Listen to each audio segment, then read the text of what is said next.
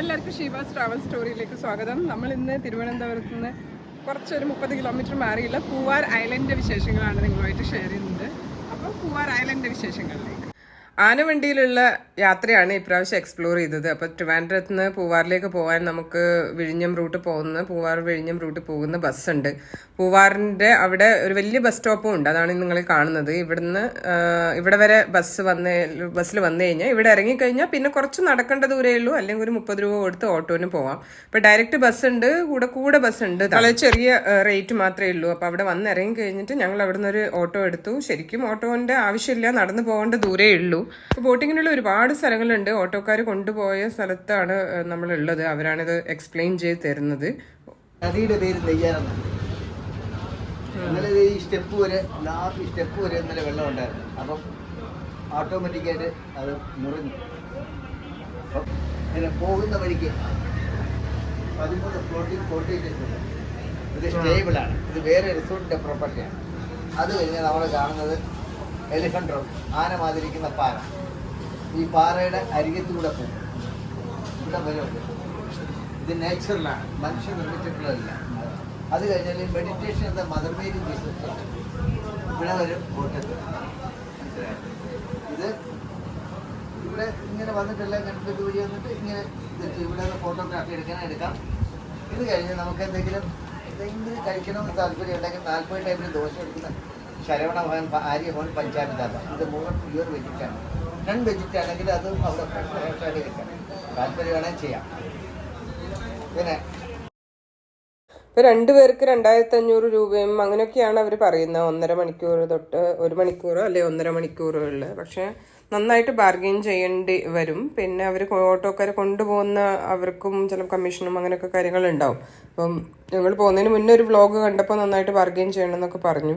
അപ്പോൾ അവിടുന്ന് അവർ ഒന്നും കുറക്കാത്ത കാരണം ഞങ്ങൾ അവിടെ നിന്ന് ഇറങ്ങി കുറച്ച് മുന്നോട്ട് നടന്നു. വീണ്ടും ഉള്ള ഒരു സ്ഥലത്തെത്തി. അവിടെ ഇഷ്ടംപോലെ ഉണ്ട്, കുറച്ച് അടുത്തടുത്ത് തന്നെ ഉണ്ട്. അപ്പം ഞങ്ങൾക്ക് എല്ലാവർക്കും കൂടെ 1400 രൂപ ഒരു ബോട്ടിന് 1.5 മണിക്കൂർ ഈ എല്ലാ സ്ഥലങ്ങളും കവർ ചെയ്യുന്ന തരത്തിലാണ് അവർ പറഞ്ഞത്. അപ്പോൾ ആ ഒരു ബോട്ടിൽ ഞങ്ങൾ മാത്രമേ ഉള്ളൂ. അപ്പോൾ അവിടെ നിന്ന് പുറപ്പെട്ട് അപ്പോൾ ഈ പുറപ്പെടുന്ന സ്ഥലം തന്നെ നമ്മൾ ഈ നടന്നു പോകുമ്പം ഈ നദീൻ്റെ പല സ്ഥലത്തായിട്ടാണ്. ഇതിപ്പോൾ ഒരു സ്ഥലത്താണ്. പിന്നെ കുറേ ഉള്ളിൽ പോയി കഴിഞ്ഞാൽ കുറേ ഉള്ളോട്ടുള്ള ഒരു സ്ഥലത്തു നിന്ന് പുറപ്പെടുന്ന കാണാം. അങ്ങനെ ഒത്തിരി ബോട്ടിംഗ് പോയിന്റ്സ് ഉണ്ട്. അപ്പോൾ അതിൻ്റെ ഒരു സ്ഥലത്ത് നിന്ന് ഇറങ്ങിയാൽ വേറെ സ്ഥലത്ത് ഇല്ലേ എന്നുള്ളൊരു സംശയമൊന്നുമില്ല. നല്ല പച്ച കളറുള്ള വെള്ളമായിരുന്നു നദിയിലുണ്ടായിരുന്നത്. അന്നത്തെ ദിവസം കുറേ അധികം വെള്ളം താഴ്ന്നിട്ടാണ് ഉള്ളതെന്നൊക്കെ ആ ബോട്ട് ഓടിക്കുന്നവർ പറയുന്നുണ്ടായിരുന്നു. അന്ന് അധികം ചൂടൊന്നും ഉണ്ടായിരുന്നില്ല, പിന്നെ മഴയും ഒന്നും ഉണ്ടായിരുന്നില്ല. ഉണ്ടെങ്കിൽ തന്നെ അത് മുകളിലൊക്കെ ഇങ്ങനെ കവറുള്ള ബോട്ടാണ്. അപ്പം നമുക്ക് അതിൻ്റെ ഒരു വലിയ ഇഷ്യൂ വരുന്നില്ല. ഡേ ടൈമിൽ എത്തിക്കഴിഞ്ഞാൽ പോലും അവിടുന്ന് പോയി വരുന്ന സമയത്ത് അങ്ങനെ അധികം ചൂടോ കാര്യമൊന്നും ഉണ്ടായിരുന്നില്ല. കുറച്ച് ക്ലൗഡി ആയിട്ടുള്ള ദിവസമായിരുന്നു. അപ്പോൾ ലക്കിലി നമുക്ക് അധികം ചൂടിൻ്റെ ഒരു ഇഷ്യൂ ഉണ്ടായിരുന്നില്ല. പിന്നെ ഒരുപാട് സമയം സ്പെൻഡ് ചെയ്യാനുള്ള ഈ പറഞ്ഞ സ്ഥലങ്ങളൊക്കെ അടുത്തടുത്തായിരുന്നു. ആദ്യം പറയുമ്പോൾ ഞങ്ങൾ വിചാരിച്ചു ഒരുപാട് ദൂരത്താണോ, ഇതൊന്നും കവർ ചെയ്യില്ലേ എന്നൊക്കെ ഞങ്ങൾ സംശയിച്ചു. അപ്പോൾ നമുക്ക് പൂവാർ വരാൻ കോവളം ബസ് സ്റ്റാൻഡിൽ നിന്ന് പൂവാർ വിഴിഞ്ഞം റൂട്ടിലുള്ള ബസ്സുണ്ട്. അപ്പോൾ വന്നു കഴിഞ്ഞാൽ വരുന്ന വഴി തന്നെയാണ് ആഴിമല ബീച്ചും ആ ശിവൻ്റെ സ്റ്റാച്ചു ഒക്കെ. അപ്പോൾ അത് കഴിഞ്ഞിട്ട് കുറച്ച് ഒരു എത്രയായിരുന്നു ടിക്കറ്റ്? 30 രൂപ. നാലാൾക്ക് കൂടെ 70 റുപ്പീസ് അങ്ങനെ എന്താ ഉണ്ടായിരുന്നുള്ളൂ. ഒരു 10 കിലോമീറ്റർ ദൂരം അവിടുന്ന് കുറച്ചും കൂടെ മുന്നോട്ട് വന്നാലാണ് ഈ പൂവാർ ഐലൻഡ് ഉള്ളത്. അപ്പം നമുക്ക് ഇങ്ങോട്ടേക്ക് വരാം. ബസ് സ്റ്റാൻഡിൽ ഇറങ്ങിക്കഴിഞ്ഞാൽ അതുകൊണ്ട് മെയിൻ ബസ് സ്റ്റാൻഡ് തന്നെയാണ്. ബസ് സ്റ്റാൻഡിൽ ഇറങ്ങിക്കഴിഞ്ഞാൽ ഒരു 30 രൂപ ഓട്ടോന് കൊടുത്തു കഴിഞ്ഞാൽ ഇഷ്ടം പോലെ ബോട്ടിങ് പോയിന്റ്സ് ഉണ്ട്. പിന്നെ അതിപ്പോൾ നമ്മളവിടുന്ന് വരുമ്പോൾ തന്നെ കാണും. പിന്നെ അല്ലെങ്കിൽ കുറച്ച് മുന്നോട്ട് വന്നു കഴിഞ്ഞാൽ കാണും. അതിനകത്ത് അവർ 10 സ്ഥലങ്ങളാണ് അതിനകത്ത് കാണിക്കുന്നത്. അതൊക്കെ ഈ പോകുന്ന വഴിയിൽ കാണാൻ പറ്റും. ഇറങ്ങാനൊന്നും അങ്ങനെ ഐലൻഡിൽ പറ്റില്ല. പക്ഷേ ഗോൾഡൻ സാൻഡ് ബീച്ചിൽ നമുക്ക് ഇറങ്ങിയിട്ട് കുറച്ച് നേരം ടൈം സ്പെൻഡ് ചെയ്യാം. അതാണ് അവരുടെ പാക്കേജിലുള്ളത്. ഇഷ്ടംപോലെ ബോട്ട്സ് നമ്മൾ കാണുന്നുണ്ട് ഇതിനകത്ത്. അപ്പം നല്ല ആൾക്കാരൊക്കെ ഉണ്ട്. ഇന്നിപ്പോൾ ചൊവ്വാഴ്ചയാണ്, എന്നാൽ പോലും നല്ലോണം ആൾക്കാരുണ്ട്. വെക്കേഷൻ ടൈം ആയതുകൊണ്ടായിരിക്കും നല്ല ചൂടൊക്കെ ഉണ്ടാകുന്ന സമയം. പക്ഷേ ഇന്നിപ്പോൾ ഒരു ഭയങ്കര ക്ലൗഡി ആയിട്ടുള്ള ക്ലൈമറ്റാണ്. ഞങ്ങൾ ചൂടായിരിക്കുന്നതൊക്കെ പ്രതീക്ഷിച്ച് വന്നു. പക്ഷെ അങ്ങനെ അത്ര അധികം ചൂടില്ല. ക്ലൗഡിയാണ്. പിന്നെ മുകളിൽ ഷെയ്ഡൊക്കെ ഉള്ള ബോട്ടാണ്. അപ്പോൾ അങ്ങനെ വലിയ കുഴപ്പമില്ല.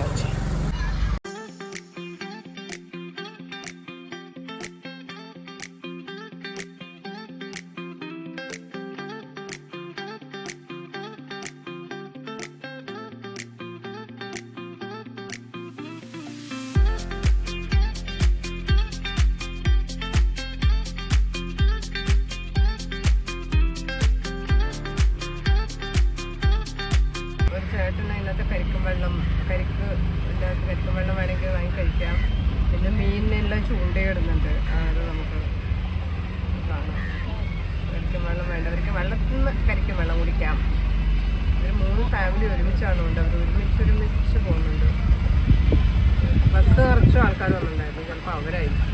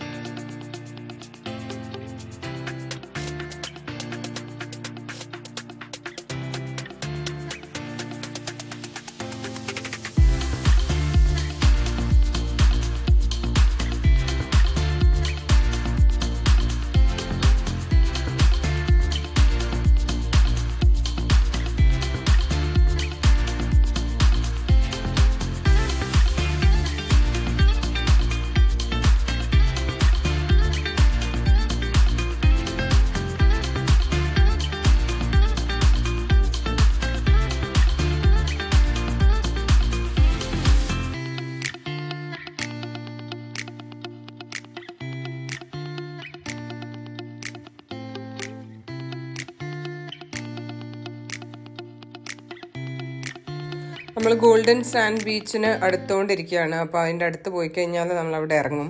ആ ഗോൾഡൻ സാൻഡ് ബീച്ചിൻ്റെ അവിടെ തന്നെയാണ് മറ്റേ കരയും കടലും തമ്മിൽ ജോയിൻ ചെയ്യുന്നൊരു സ്ഥലം. അതിന് ഗോൾഡൻ സാൻഡ് ബീച്ചിൽ കുതിര സഫാരിയും ഒട്ടക സഫാരീൻ്റെ ഒക്കെയാണ് കാണുന്നത്. ആൾക്കാർ കയറി പോകുന്നൊക്കെ ഉണ്ട്. പിന്നെ വരുന്ന വഴിയിൽ കണ്ട കുറേ ഫ്ലോട്ടിംഗ് റെസ്റ്റോറൻറ്റ്സ് ഉണ്ട്. അതൊക്കെയാണ് ഒരു 2-3 ഫ്ലോട്ടിംഗ് റെസ്റ്റോറൻറ്റ്സ് ഉണ്ട്. അതാണ് വരുന്ന വഴിയിൽ കണ്ടത്. ആ കടലും കായലും തമ്മിൽ ജോയിൻ ചെയ്യുന്ന ആ ഒരു സ്ഥലം ഭയങ്കര രസമായിരുന്നു. പക്ഷെ അതിൻ്റെ അടുത്തോട്ട് പോയില്ല, കുറച്ച് ദൂരെയാണ്. അപ്പോൾ ആ ഭാഗത്തേക്ക് പോകാതിരിക്കാൻ വേണ്ടി അവരൊരു കയറ് കെട്ടിയിട്ട് അതിനെ സെപ്പറേറ്റ് ചെയ്തിട്ടുണ്ട്. അല്ലാതെ ബാക്കിയുള്ള പോർഷനിൽ നമുക്ക് ബീച്ചിലോട്ട് ഇറങ്ങിപ്പോവും, വെള്ളത്തിൽ കളിക്കുകയോ അങ്ങനെയൊക്കെ ചെയ്യാം. അതിനൊന്നും റെസ്ട്രിക്ഷൻസ് ഇല്ല. പിന്നെ ഗോൾഡൻ സാൻഡ് ബീച്ചിൽ നമുക്ക് കഴിക്കണമെങ്കിൽ ചെറിയ സ്നാക്സോ വെള്ളമോ അങ്ങനെയൊക്കെയുള്ള കാര്യങ്ങളൊക്കെ ഉണ്ട്. നമ്മൾ സാധാരണ ഒരു ടൂറിസ്റ്റ് പ്ലേസിൽ പോയാൽ കാണുന്ന തരത്തിൽ ഒരു ചെറിയൊരു സ്നാക്കി ഐറ്റംസും അങ്ങനെയുള്ള കാര്യങ്ങളൊക്കെ ഉണ്ട്. പിന്നെ ഫോട്ടോ എടുക്കുന്നവർ വന്ന് ചോദിച്ചുകൊണ്ടിരിക്കുന്ന അത് കാണാം. അതുകൂടാണ്ട് ഈ സഫാരീൻ്റെ അവർ ചോദിച്ചുകൊണ്ടിരിക്കുന്ന കാണാം.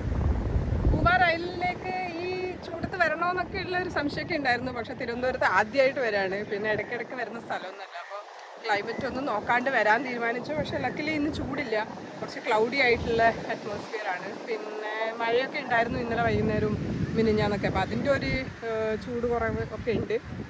പൂവാർ ഐലൻഡിൽ നമ്മൾ വന്നു കഴിഞ്ഞാൽ KSRTC ബസ്സിന് നമുക്ക് വരാം. വന്നു കഴിഞ്ഞാൽ ഇവിടെ കുറച്ച് കാര്യങ്ങളൊക്കെ കാണാനുണ്ട്. എന്നാൽ ഒരുപാട് നേരം കാണാനുണ്ടെന്ന് വെച്ചാൽ അതിലില്ല.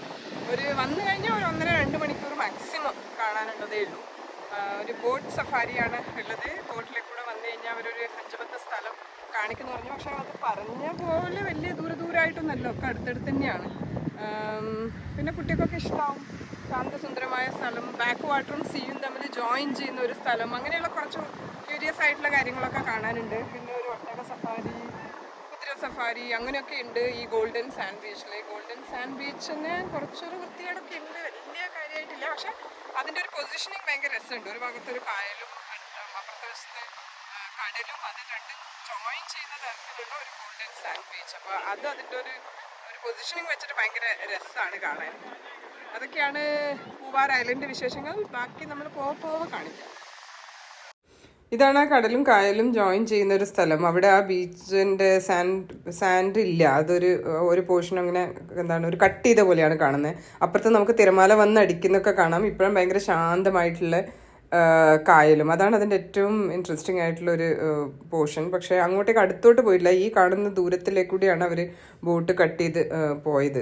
ഇങ്ങനെ ഒരു കാര്യം ഞാൻ ഏഴിമലയിലാണ്, ഞങ്ങൾക്ക് ഏഴിമല ബീച്ചിൻ്റെ അടുത്ത് അങ്ങനെ ഒന്നുണ്ട്. പക്ഷെ അന്ന് നമ്മൾ കാണാൻ പോയപ്പോഴത്തേനും ഭയങ്കര ഇരുടായി. പിന്നെ അവിടെ ലൈറ്റ്സ് ഒന്നും ഉണ്ടായിരുന്നില്ല, അങ്ങനെ വൃത്തിക്ക് കാണാൻ പറ്റിയില്ല. അങ്ങനെയുള്ള ഒരു സ്ഥലമാണിത്. അത് ഭയങ്കര രസമായിരുന്നു. നമുക്കങ്ങനെ എല്ലായിടത്തും കാണാൻ പറ്റുന്ന ഒരു കാഴ്ചയല്ല. അല്ലെങ്കിൽ ഞാൻ ഭയങ്കര റെയറായിട്ടേ അത് കണ്ടിട്ടുള്ളൂ. അപ്പോൾ എനിക്ക് ഭയങ്കര ഇഷ്ടം തോന്നിയത് കാണാൻ. ഇതാണ് ഒരു ഫ്ലോട്ടിംഗ് ഒരു റിസോർട്ട് ഉണ്ട്. അപ്പോൾ ഒരു 5-8 ഫ്ലോട്ടിംഗ് റൂംസ് ഉണ്ട്. അത് കൂടാണ്ട് അതിൻ്റെ കരയിലേക്ക് കുറേ റൂംസ് ഉണ്ട്.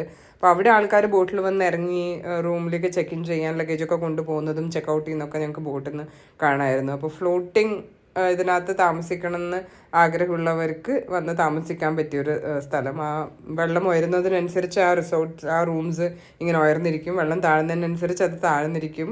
ഇങ്ങനെ ഫ്ലോട്ട് ചെയ്തുകൊണ്ടിരിക്കുന്ന ആ ഒരു എക്സ്പീരിയൻസ് ചെയ്യണം എന്നുണ്ടെങ്കിൽ ദിസ് ഈസ് എൻ ഓപ്ഷൻ.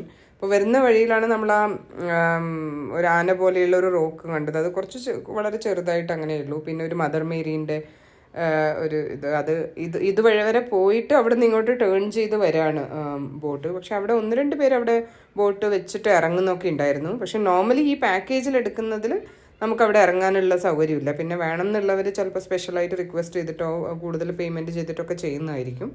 പിന്നെ അവിടുന്ന് പിന്നെ അങ്ങോട്ടേക്കാണ് ഒരു മാംഗ്രൂവ് ഫോറസ്റ്റിൻ്റെ ഉള്ളിൽ കൂടെ കുറച്ച് പോകാം. പക്ഷെ വെള്ളം കുറവായത് കാരണം അങ്ങനെ പോകാൻ പറ്റില്ല എന്നൊക്കെയാണ് അവർ പറഞ്ഞത്. പക്ഷെ കുറച്ച് ദൂരമൊക്കെ കൊണ്ടുപോയിട്ട് തിരിച്ച് ഇതേ റൂട്ടിലേക്ക് കൂടെ തന്നെ തിരിച്ചു പോവുക ചെയ്തത്. പക്ഷെ ആ കായലിൻ്റെ കരയിൽ ഒരു ഫുൾ പോർഷനിൽ ഇങ്ങനെ കോക്കനട്ട് ട്രീസൊക്കെ, തെങ്ങൊക്കെ ഇങ്ങനെ ലൈനായി നിൽക്കുന്നതും അത് കായലിൻ്റെ സൈഡിലോട്ട് ഇങ്ങനെ വളഞ്ഞിട്ടാണ് അതിൻ്റെ ഒരു നിപ്പൊക്കെ. അതൊക്കെ കാണാൻ ഭയങ്കര രസമുണ്ട്. അപ്പം ഇതിൻ്റെ ആ ഒരു കാണേണ്ട സ്ഥലങ്ങൾ, മെയിൻ റോക്സ് ഒക്കെ കഴിഞ്ഞിട്ട് ഇങ്ങോട്ട് വരുന്നൊരു സ്ഥലം ഭയങ്കര ബ്യൂട്ടിഫുള്ളാണ്.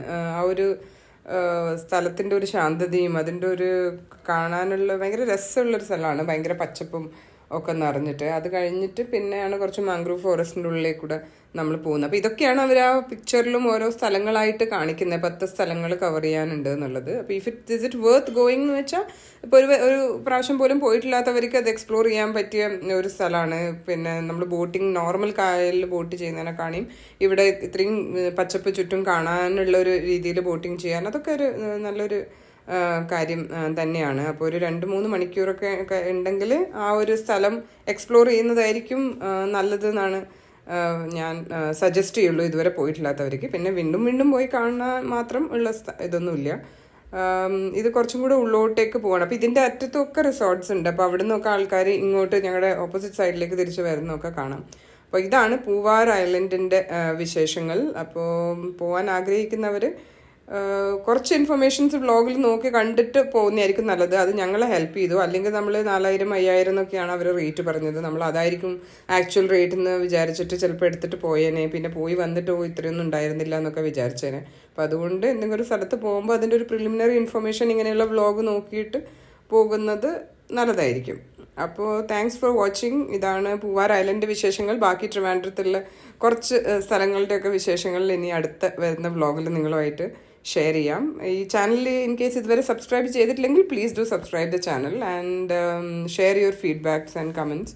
പിന്നെ ട്രിവാൻഡ്രം ട്രാവലിൻ്റെ റിലേറ്റഡ് എന്തെങ്കിലും ഇൻഫർമേഷൻസ് വേണമെങ്കിൽ എന്നോട് കമൻറ്റിൽ ചോദിച്ചു കഴിഞ്ഞാൽ എനിക്ക് ഞാൻ പോയ സ്ഥലങ്ങളാണെങ്കിൽ അത് ആൻസർ ചെയ്യാം. ഇപ്പോൾ ജസ്റ്റ് പോയി വന്നേ ഉള്ളൂ.